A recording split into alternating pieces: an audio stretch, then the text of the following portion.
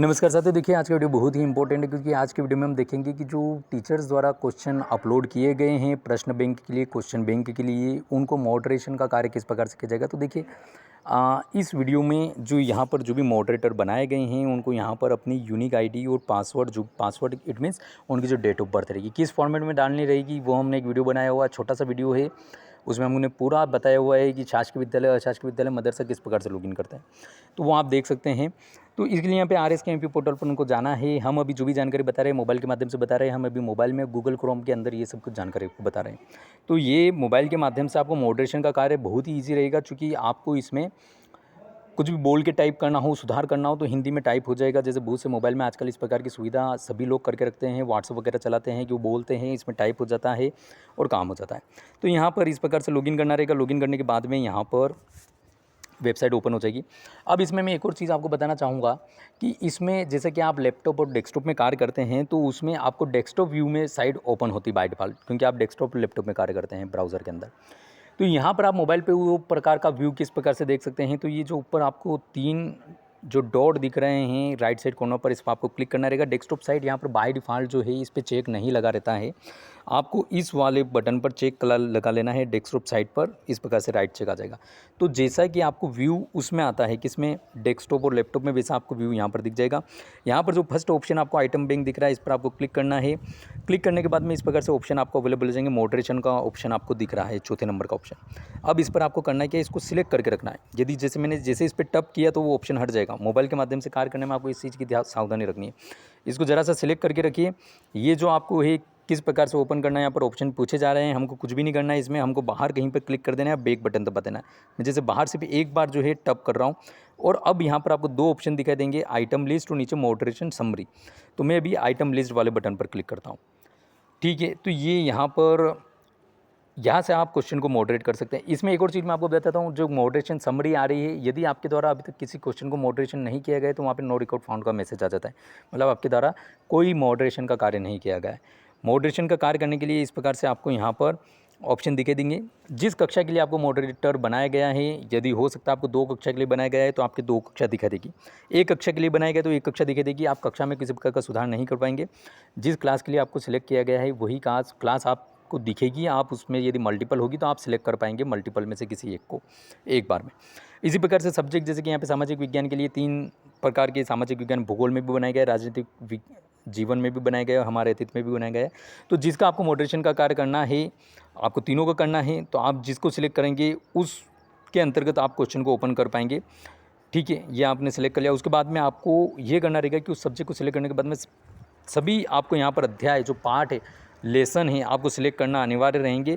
क्योंकि हो सकता है टीचर के द्वारा आपके ज़िले के अंतर्गत जो भी टीचर द्वारा क्वेश्चन अपलोड किए गए हैं तो किसी भी सब्जेक्ट से रिलेटेड अपलोड कर सकते हैं और किसी भी टाइप का क्वेश्चन वो अपलोड कर सकते हैं। जैसे MCQ से रिलेटेड कर सकते हैं, शॉर्ट आंसर से रिलेटेड कर सकते हैं, लॉन्ग आंसर से रिलेटेड कर सकते हैं। तो आपको यहाँ पर एक-एक करके सभी का चयन करना होगा। जैसे हम अभी MCQ सिलेक्ट कर लेते हैं, शो बटन पर आपको क्लिक करना होगा।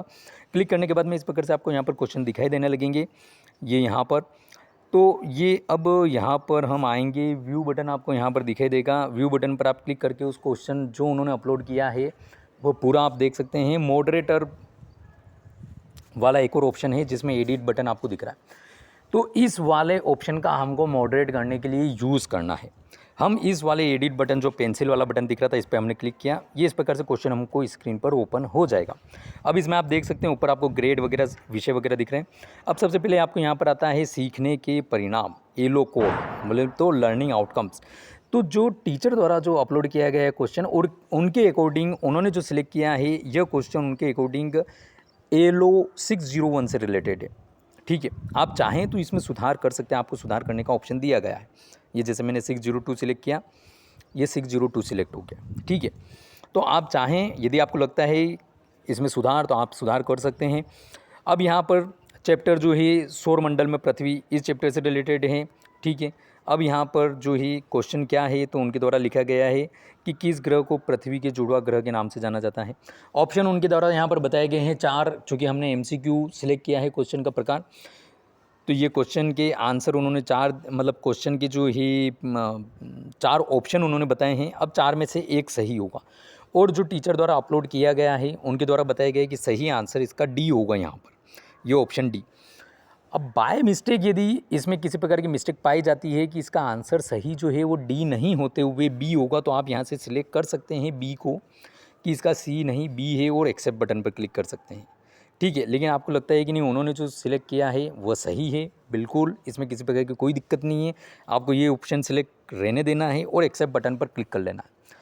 ठीक है, अब दूसरी रही बात यहाँ पर, तो आप यहाँ पर देखिए जैसे कि यहाँ पर दिख रहा है, हो सकता है ये भी कभी उनके द्वारा जो लिखा गया है उसमें किसी प्रकार की दिक्कत हो तो आप उसको करेक्शन कर सकते हैं।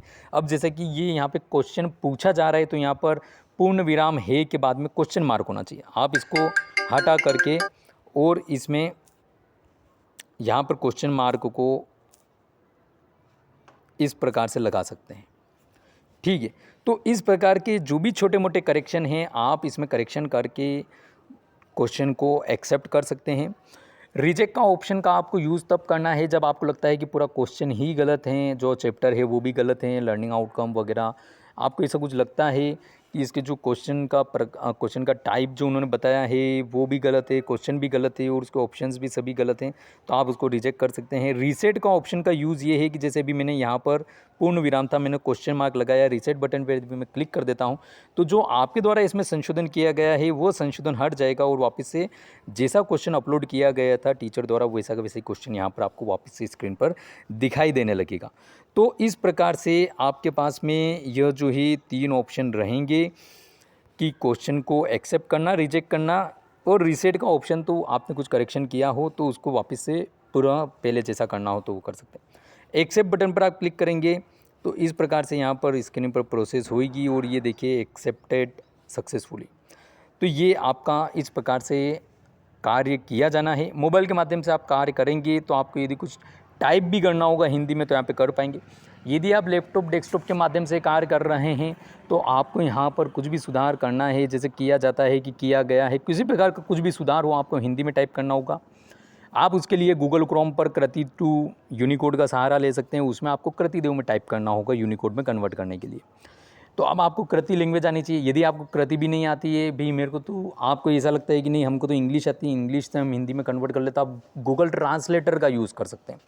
आप ब्राउज़र में गूगल ट्रांसलेटर को ओपन कर लीजिए, वहाँ से आप जो भी इंग्लिश में टाइप करेंगे उसको हिंदी में कन्वर्ट करके उसको यहाँ पे कॉपी पेस्ट कर सकते हैं। तो इस प्रकार से ये पूरी प्रक्रिया आपके द्वारा की जा सकती है। आई होप आपको वीडियो अच्छा लगा होगा, समझ में आ गई होगी पूरी प्रक्रिया। इसमें किसी प्रकार का फिर भी कोई डाउट लगता है आप कमेंट के बॉक्स में कमेंट करके हमको बता सकते हैं, हम बिल्कुल उसका रिप्लाई करने का पूरा प्रयास करेंगे। और साथ ही साथ आपको और किस प्रकार की वीडियोस में चाहिए आप वो भी बता सकते हैं।